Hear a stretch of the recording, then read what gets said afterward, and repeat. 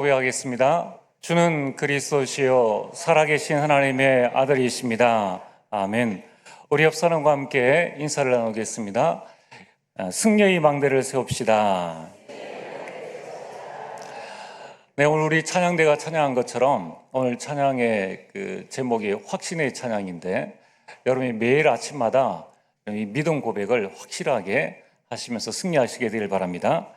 자, 그래서 오늘 말씀의 제목은 내가 확신하노라. 바울이 무엇을 확신하고 있었는가? 그 응답들을 저와 여러분들이 누려야 되겠습니다. 여러분들이 먼저 한 두 가지를 한번 마음에 생각해 보시길 바랍니다. 디모데전서 2장 4절에 하나님은 모든 사람이 구원을 받고 진리에 이르기를 원하십니다. 한마디로 하나님의 소원은 세계 복음화입니다. 또 하나님의 절대 계획이 세계 복음화입니다. 그렇다면은 우리가 첫 번째로 생각해 보아야 될 부분이, 과연 세계 복음화가 어려운 것인가? 자, 여러분들 세계 복음화 하려면은 하나님께서 여러분 개개인에게 다 전문성을 주시고 그 전문성이 237을 살리는 세계화가 되게 하시고 그 세계화 되어진 것 속에 이제 복음이 딱 들어가도록 하면 되는 겁니다. 하나님께는 전혀 어려운 것이 아니죠. 그래서 하나님께서 여러분들이 그런 이 전문성을 주시고 또 지금 우리 자랑하는 모든 랩런트들을 다 서밋으로 세우면은 그러면은 된다는 거예요. 근데 현실은 그렇느냐는 거예요. 마치 우리가 이 세계복음을 위해서 막 몸부림을 쳐야 될 것 같고 무언가 이 도전을 해야 될 것 같고 막 그런 어떤 느낌이 들지 않습니까? 하나님께서 그러면 우리에게 전문화 세계화 복음화의 응답을 지금 안 주시는 것인가? 이렇게 지금 착각할 수 있다는 거예요. 그래서 많은 성도들이 되어질 세계 복음화를 스스로 포기해버리고 되어질 가정 복음화, 가문 복음화를 스스로 포기해버리는 분들이 생각 외로 많습니다. 여러분, 하나님께서 우리에게 이것을 안 주시는 것이 아니라 생각이 지금 다른 거예요. 우리는 나타나는 결과를 지금 막 바라고 있는데 무언가 열매가 툭툭 떨어지기를 원하고, 내가 경제를 기도하면은 당장 내일부터 직장 없는 사람이 직장이 팍 열리고, 하나님께서 우리에게 경제의 축복을 그냥 막 주셔가지고 그걸 가지고 세계복음을 하는 그런 결과를 우리는 바라고 있는데, 하나님은 우리에게 뭐를 주셨느냐? 세계복음화의 근원을 주셨다는 거예요. 자, 두 번째로 우리가 생각해 볼 부분은 뭐냐면은, 하나님께서 여러분들에게 내가 지금 세계복음화 하려니까 힘이 딸린다. 우리 트리티 교회 성도들이 좀 나를 도와줘야 되겠다. 여러분들이 헌금해서 세계복음을 좀 이뤄나가야 되겠다라고 하나님께서 여러분에게 부탁하신 적이 있습니까? 전혀 없어요. 그 말이 뭡니까? 세계복음화는 하나님께서 하신다는 거예요. 그럼 어떻게 하시느냐? 하나님께서 여러분들을 통하여서 하신다는 겁니다. 자, 이 두 가지를 여러분 현장에서 다시 한번 묵상해 보시길 바랍니다. 자, 그렇다면은 아까 첫 번째 질문이 뭡니까? 세계복음화 하려면 하나님이 나에게 전문화 세계화 복음화의 응답을 주시면은, 우리 자녀에게 전문화 세계화 복음화의 응답을 주시면은 록펠러와 같은 인물이 나와서 되어진다는 거예요. 두 번째는 과연 우리가 하나님 앞에 헌신하고 우리가 이 헌금하고 하는 이 모든 것이 하나님께서 지금 힘이 모자라서 우리 보고 그렇게 하라고 하시는 건가? 그게 아니지 않습니까? 자, 그래서 오늘 하나님께서 우리를 통하여서 세계복음을 하신다면은 우리가 해야 될 것은 딱 하나입니다. 하나님과 소통하는 것이고 하나님과 하나 되어지는 거예요. 그게 세계복음화의 근본입니다. 자, 그래서 오늘 여러분들 우리가 세계복음화를 마음에 담고 우리 가정복음화, 가문복음화, 지역복음화 이걸 향해서 우리가 막 나아가는데 별 내게 변화가 없어요. 영역을 달라 그랬는데 특별한 변화도 없고, 건강을 달라 했는데 특별한 변화도 없고, 그러면 안 되어지는 것이냐? 하나님께서는 우리에게 가장 확실한 방법, 소통과 원리스의 축복을 주셨다는 것입니다. 여러분, 창세기 39장 1절에서 6절에 요셉이 형들이 시기를 받아가지고 노예로 팔려서 애굽에 갔습니다. 아무것도 할 수 없는 상황이에요. 뭐 친척도 없고 아는 사람도 없고 노예로 갔기 때문에 그 보디발 집에는 2, 3천 명 되어지는 각국에서 끌려온 노예들이 생존을 위해서 정말 몸부림치는, 그나마 조금 이 현장에서 나은 현장으로 가기 위해서 몸부림치는 그런 현장입니다. 거기에서 어떻게 요셉이 살아남았는가? 그 첫 번째가 하나님이 나와 함께 하신다라는 이 확신이었다는 것입니다. 그걸 보고 위드라고 합니다. 오늘 창세기 39장에 보면은 여호와께서 요셉과 함께 하심으로, 여러분, 우리는 말씀을 근거해서 보면은 요셉의 지금 심적 상태, 영적 상태가 어떤지는 성경에 나와 있지 않습니다. 그러나 여러분, 우리가 사람이 큰 꿈과 비전을 가지고 있다 할지라도, 여러분도 지금 세계보고마 가문보고마의 비전을 가지고 있지 않습니까? 근데 가족 중 누가 한 사람이 큰 어려움을 당했다. 그러면 내 그 꿈과 내가 가지고 있었던 그 믿음이 그대로 유지된다는 것은 사실 쉽지 않습니다. 요셉은 지금 자기 자신이 해와 달과 별이 자기에게 절하는 그 꿈을 보고 노예로 팔려간 거예요. 그때 그 마음이 어떠했겠습니까? 엘리야와 우리와 성정이 같은 사람이라고 성경은 말씀하고 있고요. 요셉도 우리와 똑같은 사람입니다. 근데 중요한 것은 하나님께서 함께 하셨다는 거예요. 하나님께서 요셉과 함께 하신 이 임마누엘 위대의 축복을 요셉이 누린 것입니다. 여러분, 오늘 내가 어떤 형편에 있든지 하나님은 여러분과 함께 하십니다. 내가 기도 수업이 되든 안 되든, 말씀이 들리든 안 들리든, 내 형편이 어떻든 그와 관계없이 내 마음속에 내가 무언가 하나님께서 함께 하신다는 확신이 안 들어도 하나님이 나와 함께 하시는 것은 분명한 사실이라는 거예요. 오늘 여러분들이 감정에 의지하지 마시고 여러분, 영적 사실을 정확하게 붙잡게 되길 바랍니다. 그러면서 두 번째로는 하나님께서 요셉이 있는 그 모든 사람들에게 함께 하셨다는 거예요. 그게 우리와 함께입니다. 그걸 보고 임마누엘이라고 말씀합니다. 여러분, 지금 이 요셉은 노예로 팔려와서 이 노예 일을 하고 있는데 하나님의 복이 이 보디발이 집에 임한 것입니다. 여러분, 반드시 여러분이 있는 현장에 함께 있는 사람에게 여호와 하나님께서 함께 하시는 거예요. 주 예수를 믿으라. 그리하면 너와 아직 구원받지 못한 내 집이 구원을 받으리라. 요셉 때문에 보디발이 살아났고 요셉 때문에 보디발의 아내가 살아난 거예요. 여러분, 우리가 누구와 함께 있느냐 하는 것이 중요합니다. 요셉 때문에 7년 흉년 겪었던 그 애굽에 있는 모든 사람들이 살아난 거예요. 오늘 여러분들이 내일 직장 가실 때 우리는 회사의 사장이 아니더라 할지라도, 우리가 사원으로 가고 직원으로 가고 팀원으로 간다 할지라도 여러분의 마음속에는 그런 자부심이 있어야 됩니다. 나 때문에 우리 회사가 산다. 뭐냐면 하나님이 지금 나와 함께 하시고 내가 가는 그 현장에 하나님이 우리와 함께 하시기 때문에 나 때문에 반드시 우리 직장이 살아날 것이다 라는 확신을 가지면은 그 역사가 일어난다는 것입니다. 나 때문에 우리 가정이 복음화되어진다. 우리 가정 때문에 우리 가문이 복음화되어진다. 이 확신을 갖게 되기를 주의 이름으로 축복합니다. 세 번째는 요셉이 하는 모든 일에 하나님이 함께 하셨습니다. 이걸 보고 원리스라고 합니다.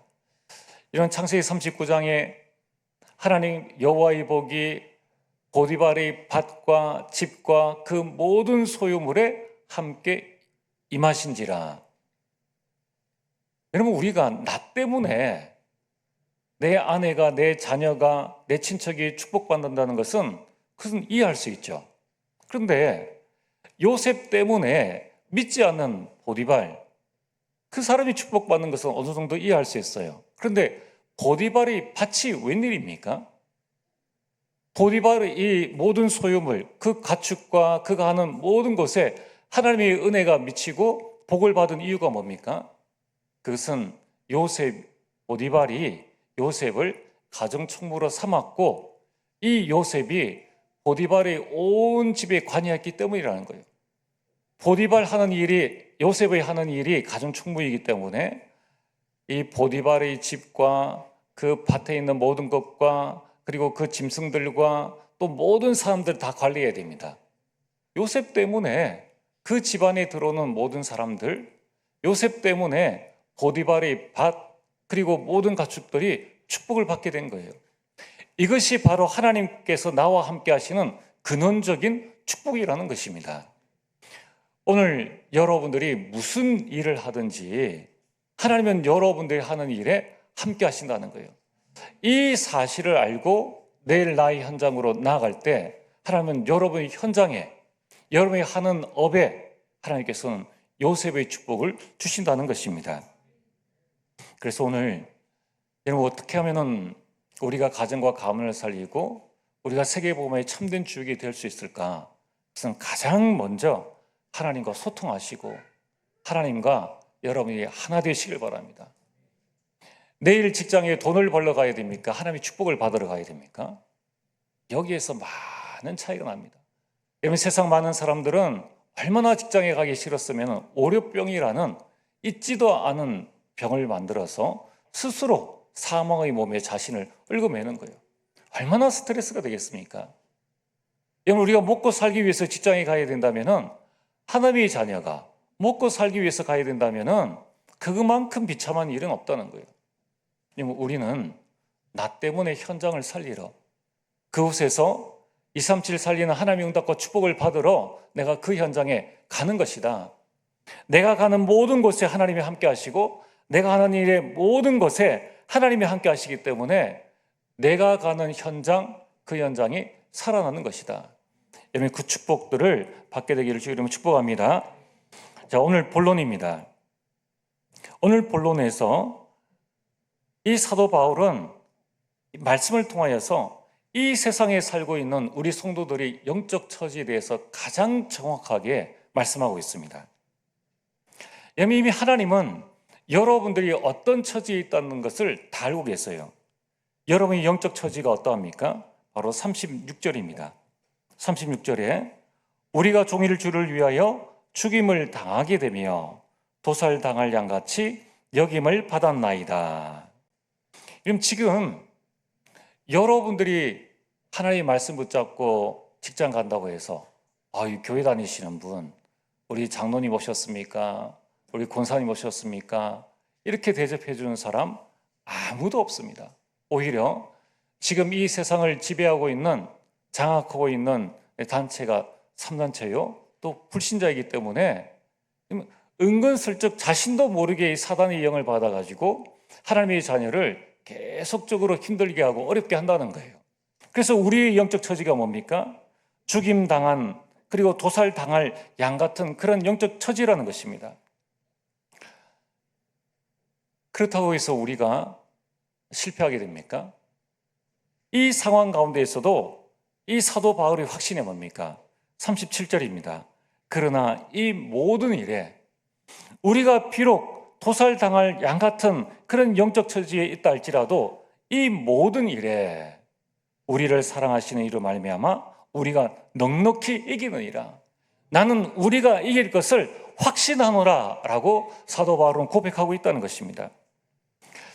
여러분, 우리가 세상에서 성공한 사람들 또는 신앙생활에서 성공한 사람의 특징을 보면은 그 사람들은 무언가에 확신이 있습니다. 다른 사람들은 안 된다라고 하는 그 업을 하는데 그 사람은 되어지는 겁니다. 우리나라 경부고속도로가 놓여질 때에 모든 종교들, 모든 정치인들 모든 경제인들 다 반대했습니다. 딱 한 사람만 된다고 했어요. 정중희 회장입니다. 다 안 된다고 했는데 그 사람 한 사람만 된다는 거예요. 그 확신 가지고 경부고속도로를 뚫어낸 것입니다. 여러분, 우리가 신앙생활을 해도 똑같습니다. 10명의 정탐꾼들은 안 된다고 했습니다. 두 사람은 다른 확신을 가지고 있었습니다. 여러분, 우리가 세상을 살아갈 때에 내가 어떤 확신을 가지고 있느냐, 여기에 따라서 우리 인생 모든 것들은 다 달라집니다. 여러분, 다윗은 수많은 고난을 당했습니다. 다윗은 또한 바울은 수많은 어려움을 겪었습니다. 근데 그 많은 고난과 어려움을 이겨낼 수 있었던 비밀이 무엇이었습니까? 바울이 헬스를 해서 굉장히 몸이 튼튼한 사람이기 때문에 그걸 다 이겨낼 수 있었습니까? 그게 아닙니다. 바울의 마음속에 확신이 있었다는 것입니다. 그 확신이 뭡니까? 하나님이 나와 함께 하신다. 하나님이 우리와 함께 하시며 하나님께서 내가 하는 모든 일에 함께 하신다는 거예요. 바울은 이 확신 가운데에서 이 본론의 세 가지 확신을 분명히 가지고 있었다는 것입니다. 오늘 이 시대를 살아가고 있는 저와 여러분들이 가져야 될 확신이 무엇입니까? 첫 번째, 하나님이 나와 함께 하시니 나는 누구를 만나도 승리한다 라는 이 확신을 가지시길 바랍니다. 오늘 사도 바울에게는 이런 확신이 있었습니다. 31절에 누가 대적하리요? 33절에 누가 고발하리요? 34절에 누가 정죄하리요? 35절에 누가 그리스도의 사랑에서 끊으리요? 여러분, 이 바울은 나를 대적하는 사람을 만나도 나는 승리한다. 나를 고발하는 사람을 만나도 나는 승리한다. 나를 정죄하는 사람을 만나도 나는 승리한다. 심지어 내게 시험을 주는 사람을 만나도 나는 승리한다. 바울의 이 승리의 이유가 무엇입니까? 그게 바울의 정체성입니다. 나는 하나님의 자녀, 나는 하나님의 상속자로 이 땅에 남은 자라는 거예요. 여러분, 우리가 이 땅에 먹고 살기 위해서 남은 자라면은 얼마나 비참합니까? 하나님의 자녀인데 차라리 그럴 것 같으면 불신자가 낫죠. 자기 할 것 다 하고 마음대로 그렇게 살아가는 불신자가 훨씬 더 낫다는 거예요. 그러나 여러분, 우리는 승리할 자들입니다.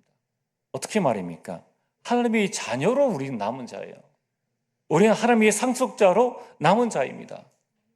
우리 가는 길에 고난이 있고 문제가 있고 어려움이 있을 것 같죠. 그러나 그 길은 하나님께서 우리에게 주신 승리의 길이요, 그 길은 세계복음화의 절대의 여정이라는 거예요. 그 길을 가는 우리는 순례자입니다. 그 길을 가는 동안에 하나님께서 여러분이 한 걸음 걸음 함께 하시는 거예요. 야, 네가 한번 해봐. 너 혼자 한번 걸어봐. 그런 적이 없습니다. 하나님은 여러분들이 사망의 음침한 골짜기에 간다 할지라도 그 속에서 하나님께서 여러분과 함께 하시는 거예요. 그 절대 여정을 가는 순례자임을 이 사도 바울은 확신했다는 것입니다. 바울은 그냥 인생을 산 것이 아니라 복음으로 살리는 정복자입니다. 세상은 죽이는 정복자이지 않습니까? 바울은 살리는 정복자의 길을 걸어간 것입니다. 여러분, 이처럼 하나님께 대한 이 정체성을 분명히 가지고 있었던 사람은, 이 확신을 가지고 있었던 사람은 어느 현장에 누구를 만나도 다 승리했습니다. 요셉이 노예로 가서 2,3천 명의 노예를 만났는데 승리했습니다. 보디발 아내의 그 유혹 가운데에서도 승리했습니다. 그러면 강대국 애굽의 수많은 정적들을 만났지만은 그러나 그는 승리했다는 것입니다. 모세가 80세에 그 강대국 바로 왕을 만나러 갔습니다. 결국은 출애굽의 승리를 이뤄낸 것입니다. 여러분, 어린 사무엘이 엘리의 두 아들을 만나도, 그 방탕하고 죄 짓는 자를 만나도 승리한 것입니다. 다윗이 골리앗을 만났고 그를 죽이려 하는 사울 왕을 만났고 시므이와 자신을 반역하는 압살롬을 만났지만은 그러나 그는 하나님이 나와 함께 하신다. 나는 누구를 만나도 승리한다. 라는 이 확신 가운데에서 승리했다는 것입니다. 오늘 하나님은 여러분과 함께 하십니다. 여러분이 누구를 만나든지 하나님은 여러분들을 승리케 하실 것입니다. 오늘 두 번째로 이 사도 바울은 하나님께서 나와 함께 하시니 나는 어떤 일을 만나도 승리한다. 이 확신을 가지고 있었습니다. 실제로 사도 바울은 어마어마한 일을 많이 겪었죠. 그래서 38절과 39절에 말씀하고 있습니다. 38절에 내가 확신하노니 사망이나 생명이나 천사들이나 권세자들이나 현재일, 장래일, 능력, 높음, 깊음, 다른 어떤 피조물이라도 나는 어떤 일을 만나도 나는 승리한다. 여러분, 이 사도 바울은 죽음과 사망의 이런 많은 일들을 겪었다는 것입니다. 그러나 하나님이 함께한 자는 어떤 일을 만나도 승리했습니다. 여러분, 이삭이 흉년을 만났지 않습니까?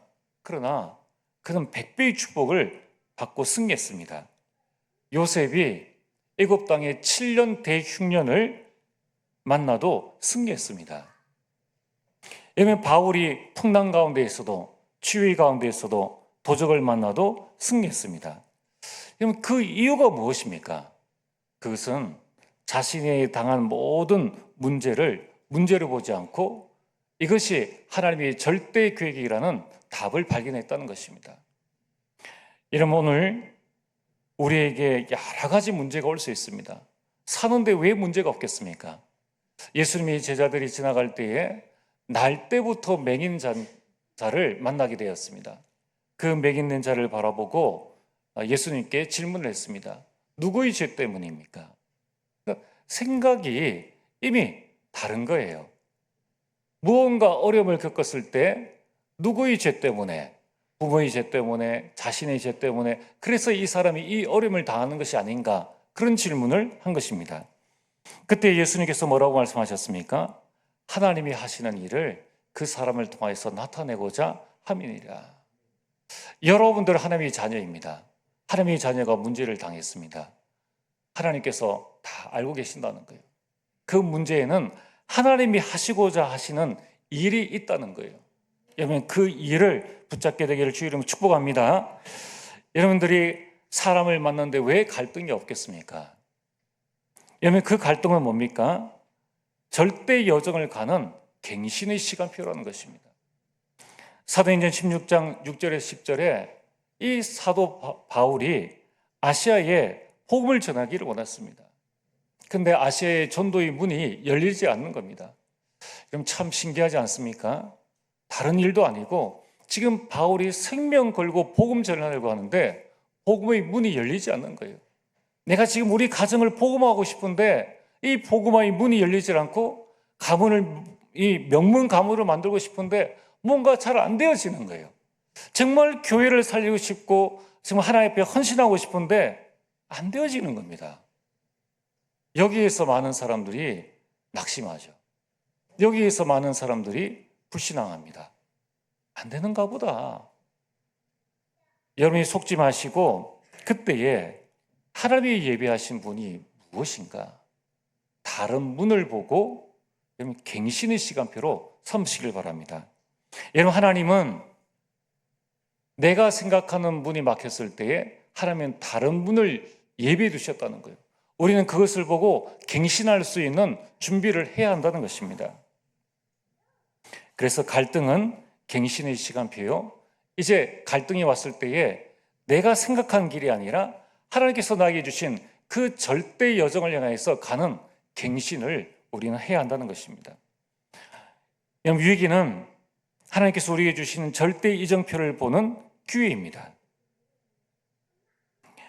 사도 바울이 이 복음을 전하기 위해서 가이사 앞에 가려고 배를 탔는데 큰 풍랑을 만나게 되었습니다. 지금 생명의 위협을 겪는 그런 순간이 되어졌습니다. 그때 하나님께서 바울에게 나타나셔서 내가 가이사 앞에 서야 하리라, 인생의 새로운 이정표를 또 주시는 것입니다. 이런 위기는 기회입니다. 여러분들이 하나님의 절대 이정표를 붙잡는 기회가 되어지는 겁니다. 오늘 사업에 위기가 있습니까? 건강에 위기를 만났습니까? 하나님께서 나에게 주시는 그 이정표를 보시길 바랍니다. 하나님께서 나에게 주시는 그 시간표를 바라보면서 하나님의 인도를 받으시길 바랍니다. 여러분, 우리에게 있는 문제, 갈등, 위기는 내 인생을 실패하게 하는 이 실패거리가 아니라 내 인생의 전환점이 반드시 되어집니다. 오늘 본론 세 번째로 이 사도 바울은 하나님이 나와 함께 하시니 나는 하나님의 사랑으로 승리한다 라는 확신을 가지고 있었습니다. 오늘 로마서 8장에 하나님의 사랑에 대해서 어떻게 말씀하고 있습니까? 오늘 31절에 보면은 하나님이 우리를 위하시면, 여러분, 세상에 그 어떤 사람보다 나를 더 위해 주는 분은 하나님밖에 없습니다. 또 아무리 나를 위해 준다 할지라도 그 위로가 나를 살리지는 못합니다. 오늘 여러분들이 나를 위해 주시는 그 하나님의 사랑을 여러분 체험하시길 바랍니다. 여러분, 32절에는 이 하나님의 사랑은 어떤 사랑입니까? 자기 아들을 아끼지 아니하시고 내어주신 사랑입니다. 여러분들이 내 자녀를 희생하면서까지 내가 사랑해야 될 어떤 대상이나 존재가 있습니까? 사단에게 붙잡히지 않은 이상 그럴 수는 없겠죠. 하나님은 나 자신을 위해서 하나님의 아들을 아끼지 아니하시고 내어주셨다는 것입니다. 33절에 허물과 죄로 죽었던 이러한 죄 많은 나를 선택하신 하나님의 사랑이라는 거예요.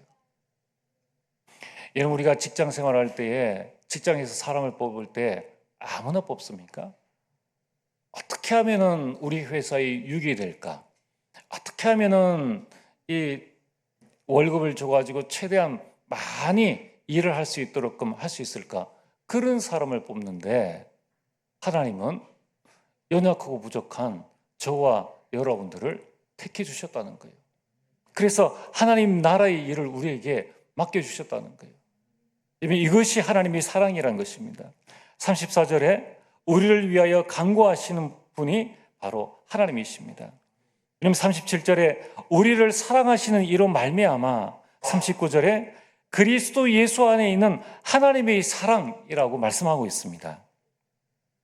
그래서 이 하나님의 사랑에 대해서 가장 잘 설명하고 있는 성경 구절이 요한복음 3장 16절이죠. 하나님이 세상을 이처럼 사랑하사, 이처럼이 뭡니까? 이 다음 내용이죠. 독생자를 주셨으니, 하나님께서 저와 여러분들을 사랑하셔서 독생자 예수 그리스도를 보내주셨다는 것입니다. 그래서 우리는 예수가 그리스도임을 고백한다는 거예요. 우리는 그리스도가 내 인생의 모든 문제를 해결하셨다라는 이 확신을 우리가 가지게 된 것입니다. 이것이 하나님의 사랑이라는 거예요. 그러면서 저를 믿는 자마다 라고 말씀하셨습니다. 하나님은 우리에게 아무것도 요구하지 않으셨습니다. 오직 믿음으로, 믿음 외에 다른 것은 요구하지 않으셨다는 거예요. 그래서 로마서 1장 16절과 17절에 오직 의인은 믿음으로 말미암아 살리라. 저와 여러분들은 오직 믿음으로 승리한다는 것입니다. 믿음으로 승리하게 되는 것이 바로 하나님의 사랑이라는 거예요.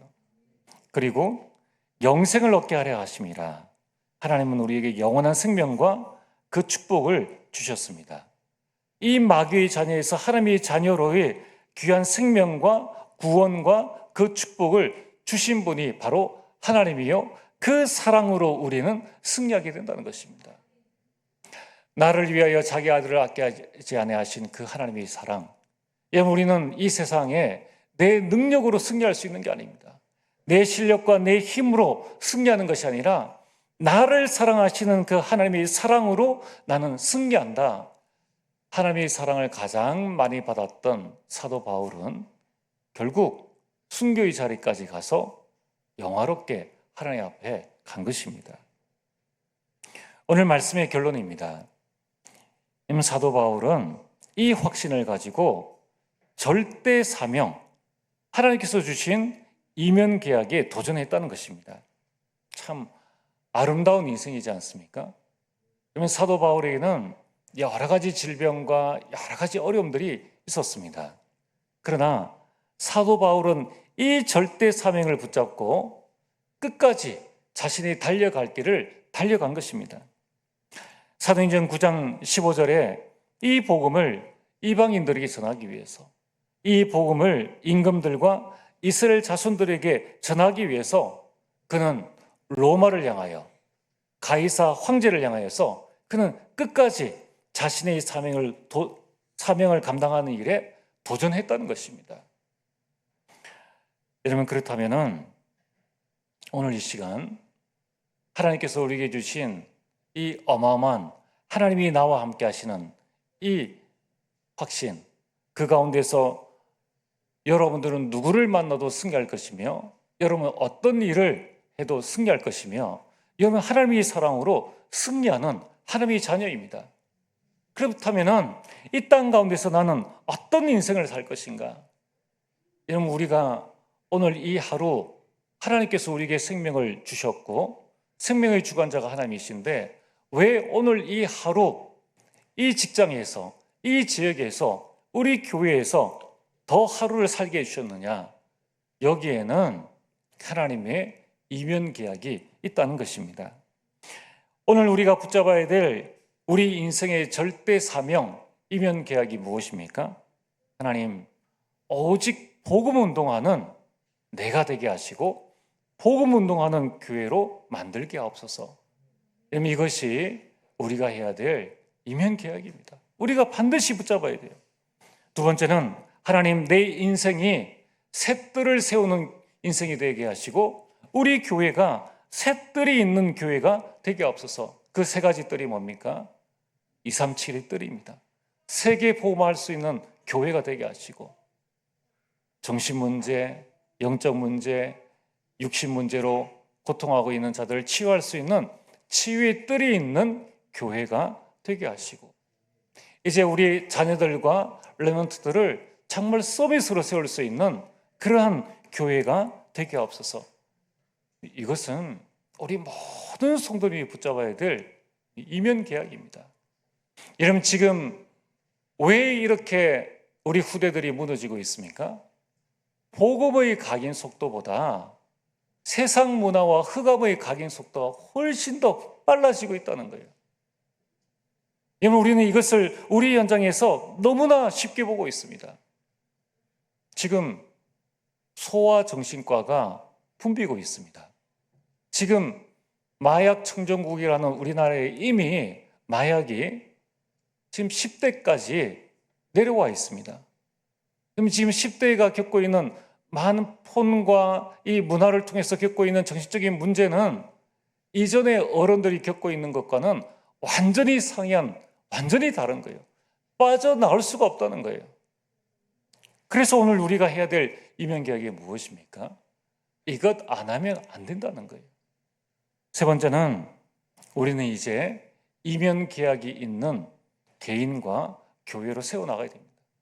우리 교회가 뭘 해야 됩니까? 정말 우리 교회가 무엇을 해야 되는지, 우리 교회에 하나님께서 왜 여러분을 보내셨는지 지금부터 여러분 개개인을 향한 이면계약을 찾으시길 바랍니다. 그리고 교회를 살리는 일헌신 찾으시고, 이제 나의 현장을 살리는 일기초, 여러분 가정 여러분이 살려야 되지 않습니까? 여러분의 직장 여러분이 살려야 되지 않습니까? 지금 그것을 살릴 수 있는 말씀 운동의 일기초를 기도하시길 바랍니다. 이제 복음 명분 가문을 이루는 응답과 축복들 누리기 위해서 237 나라 중에 한 나라를 여러분이 기도하시면서 선정하시길 바랍니다. 이러한 이면 계약이 있는 인생과 교회를 하나님은 쓰신다는 거예요. 여러분, 이제부터 여러분 기도하시면서 하나님께서 나에게 주신 확신 가지고 가정 가문 살리고 237 살리는 복된 인생이 되어지기를 주의 이름으로 축복합니다. 기도하겠습니다. 전능하신 아버지 하나님, 참으로 감사를 드립니다. 하나님, 지금 이 시간 하나님께서 나와 함께 하시며 하나님께서 우리와 함께 하시며 하나님이 나의 모든 것에 함께 하심을 감사를 드립니다. 하나님이 이 축복을 가지고 이제 나를 만나는 모든 사람을 살리게 하시고 내가 하는 또 겪는 모든 일 속에 하나님의 절대 계획을 발견하게 하시고 오직 하나님의 사랑으로 237을 살리는 전도자의 인생 살 수 있도록 역사하여 주옵소서. 예수님 이름으로 기도드리옵나이다. 아멘.